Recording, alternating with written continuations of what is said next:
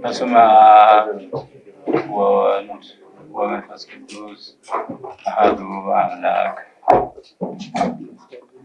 ብፁዕ አቡነ አብርሃም የመንበረ ፓትርያርክ ጠቅላይ ቤተ ክህነት ጽሕፈት ቤት ዋና ስራ አስኪያጅ፣ የባህር ዳርና የሰሜን ጎጃም አህጉረ ስብከት ሊቀ ጳጳስ፣ ብፁዕ አቡነ ሄኖክ የአዲስ አበባ ሀገረ ስብከት ሊቀ ጳጳስ፣ ዋና አበው ሊቃነ ጳጳሳት፣ የቅዱስ ሲኖዶስ አባላት፣ እንደዚሁም በዚሁ ቀኖናዊ እና ዓመታዊ የረክበ ካህናት ቅዱስ ሲኖዶስ ምልዓተ ጉባኤ የተገኛችሁ በሙሉ ጸጋንና ሐዋርያነትን ያጎናጸፈን ጌታችን አምላካችንና መድኃኒታችን ኢየሱስ ክርስቶስ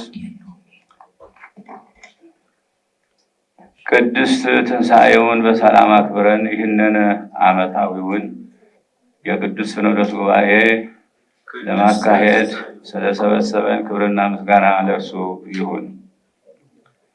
የጉባኤው አባላት የሆናችሁ ብፁዓን ሊቃነ ጳጳሳት እንኳን ለረክበ ካህናት ጉባኤ አደረሳችሁ። እንኳንም በሰላም መጣችሁ።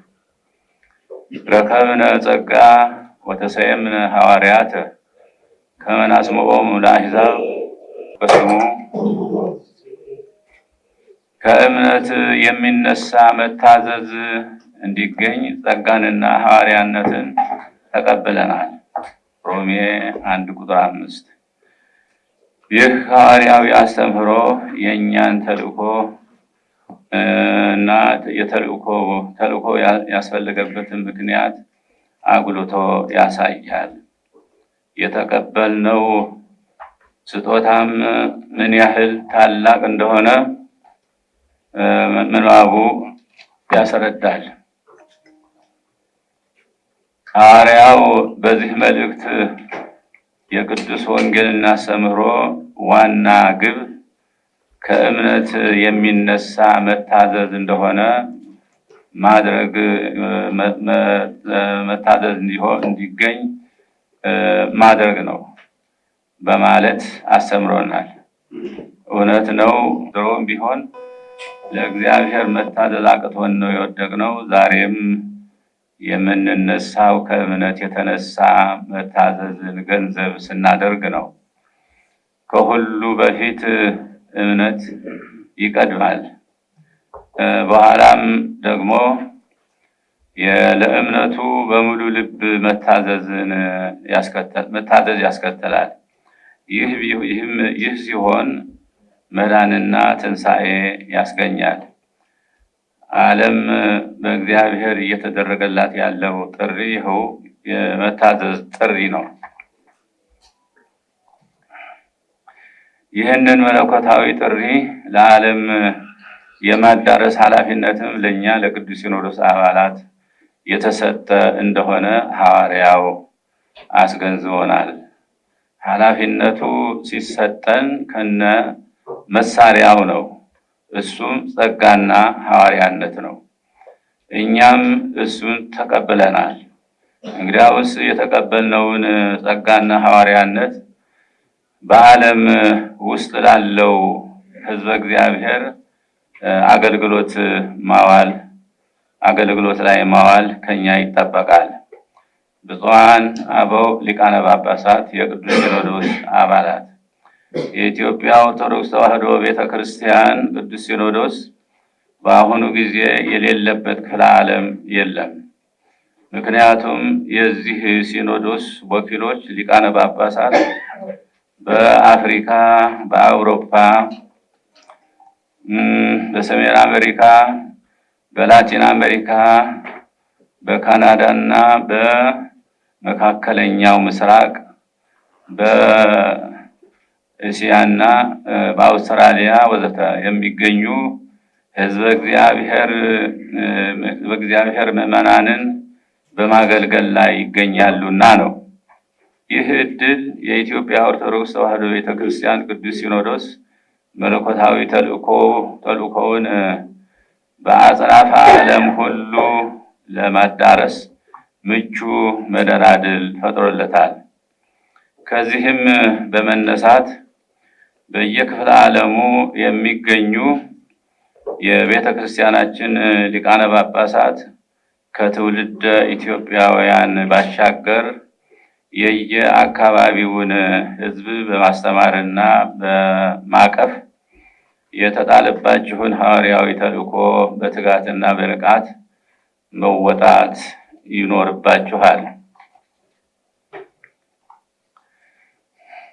በማዕከል ሆኖ እየመራ የሚገኝ ቅዱስ ሲኖዶስም ለዚህ ተልእኮ ምቹ መደላደልን የመፍጠር ኃላፊነቱን በአግባቡ መወጣት ይገባዋል።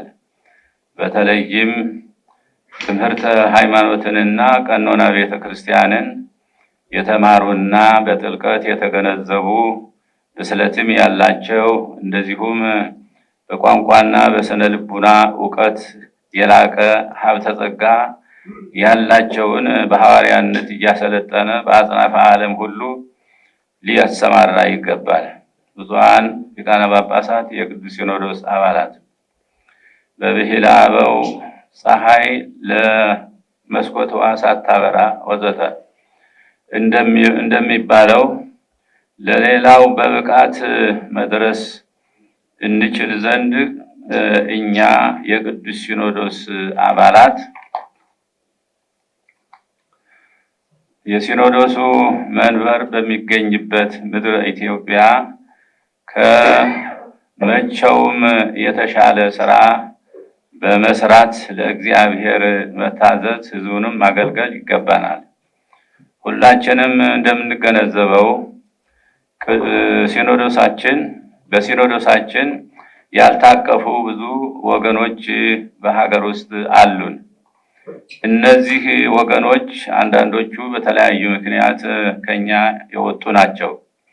ይሁን እንጂ የሄዱት ወደ ቤታቸው እንዲመለሱ፣ ሌሎችም ወደ መንጋቸው እንዲቀላቀሉ በርትቶ መስራት የዚህ ጉባኤ ተቀዳሚ ተልእኮ ነው። ምክንያቱም ጸጋንና ሐዋርያነትን የተቀበልንበት ዋናው ምክንያት ይህንን ለማድረግ ነውና። ከዚህ አኳያ የቤተ ክርስቲያናችን ተደራሽነት በሳሳበት አካባቢ ሁሉ የተለየ ትኩረት ሰጥተን መስራትና ተጨባጭ ለውጥ ማምጣት ይኖርብናል። ብፁዓን ሊቃነ ጳጳሳት፣ የቅዱስ ሲኖዶስ አባላት፣ የኢትዮጵያ ኦርቶዶክስ ተዋሕዶ ቤተ ክርስቲያን ውሉደ ክህነትና ምዕመናን የሆን ሁላችን ከሁሉ በፊት ያለንን አቅምና ብቃት በአግባቡ መገንዘብ ይኖርብናል። ለእግዚአብሔር ክብርና ምስጋና ይሁንና ለፈጣሪው በቆራጥነት የሚታዘዝ ምዕመን፣ ወጣት ካህን አለን። ይህ ትልቅ ጸጋ ነው። ይህንን ጸጋ ለእግዚአብሔር መንግስት በሚመች ሁኔታ ዝቅ ብለን ማገልገል የክብር ነው። በመሆኑም ይህንን የእግዚአብሔር ሕዝብ በሐቅ፣ በቅንነት፣ በትጋትና በታማኝነት ቆመን አገለገልነውና አባትነታችንንና መሪነታችንን በመልካም አሰራር በትክክል በህሊናው እንዲሰርጽ ካደረግን ይህ ኃይል ከጎናችን እንደማይለይ እርግጠኞች መሆን እንችላለን። ይህንን ካሳካን ለኛ የተሰጠ ኃይልና ብቃት በየትም የለም። በዚህም በዚያም ሃይማኖቱ የሚጠይቀውን ሰብዕና እና ቁመና ይዘን ከተገኘን ህዝበ ክርስቲያኑ ያለውን ብቻ ሳይሆን ሕይወቱን ሳይቀር ለመስጠት ወደኋላ የማይል የእግዚአብሔር ሕዝብ አለ። ስለዚህ ይህንን ማሳካት እንችል ዘንድ ከእምነት የሚነሳ መታዘዝ እንድናገኝ የተቀበልነውን ጸጋና ሐዋርያዊነት በክብር እንያዝ። ብፁዓን ሊቃነ ጳጳሳት፣ የቅዱስ ሲኖዶስ አባላት፣ ለሕዝበ እግዚአብሔር የምናበረክተው አገልግሎት በመንፈሳዊ ብቻ ሳይሆን በኢኮኖሚውና በማህበራዊው አገልግሎትም ጭምር ነው። ከዚህ አንጻር ሕዝባችን የተሻለ ማህበራዊ አገልግሎት እንዲያገኝ፣ በኢኮኖሚውም ከድህነት የተላቀቀ እንዲሆን፣ እንደዚሁም ሰላምና አንድነቱ የተጠበቀ እንዲሆን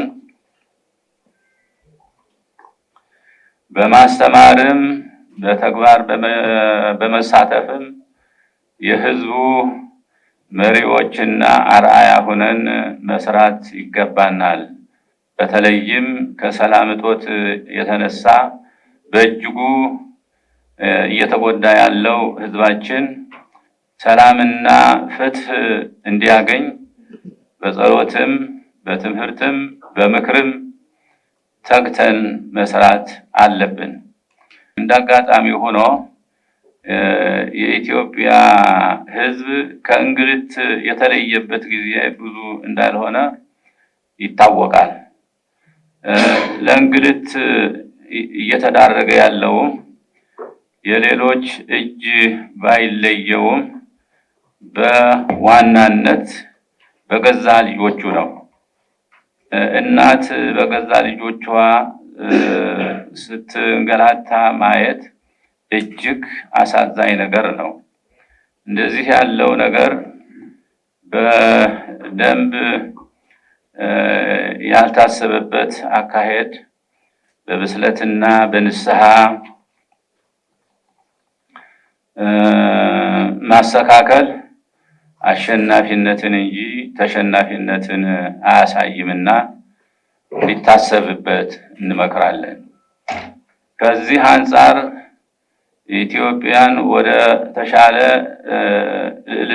ተሻለ ልማትና እድገት እናሻገራለን ብላችሁ እየደከማችሁ ያላችሁ ወገኖቻችን እባካችሁ መለስ ብላችሁ እናታችሁ የተንገላታችበትን እዩና በቃ በሉ።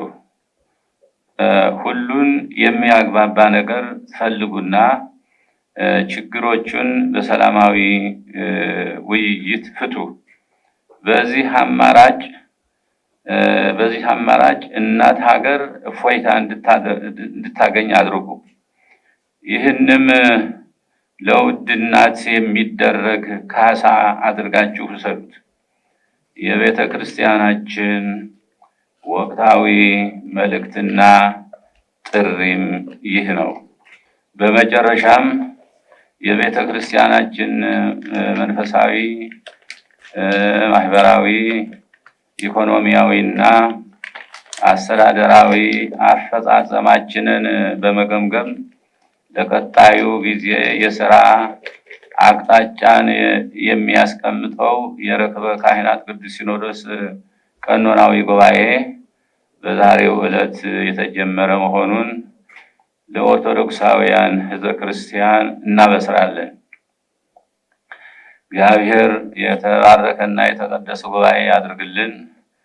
እግዚአብሔር ኢትዮጵያና ሕዝቦቿን ይባርክ።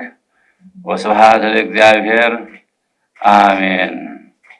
ግንቦት 6 ቀን 2017 ዓመተ ምህረት አዲስ አበባ ኢትዮጵያ። ወስብሐት ለእግዚአብሔር።